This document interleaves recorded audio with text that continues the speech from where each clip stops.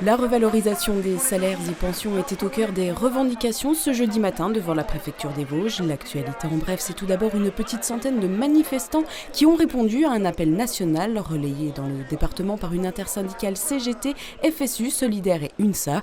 Ils ont défilé dans les rues d'Épinal pour demander principalement une augmentation des salaires dans les secteurs publics et privés au moins égale à l'inflation, une meilleure reconnaissance des emplois qualifiés et une hausse des minima sociaux.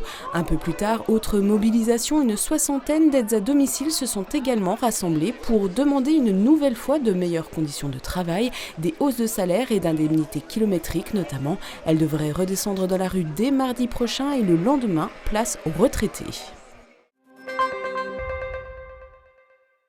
Justice, le meurtrier présumé d'Estelle Rater ne sera finalement jamais jugé. En effet, Josgaï a été retrouvé mort dans sa cellule de la maison d'arrêt de Nancy-Maxéville en février dernier. Un décès qui engendre automatiquement une extinction de l'action publique.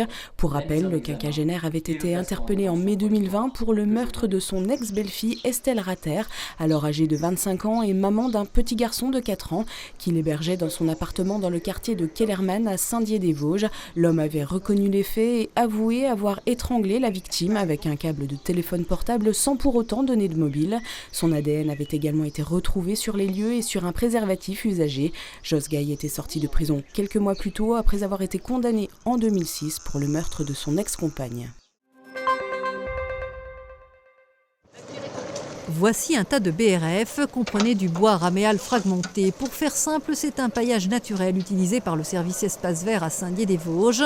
Et en fait, le résultat des élagages, les branches de feuillus essentiellement, au lieu d'être détruites, sont broyées et ainsi transformées.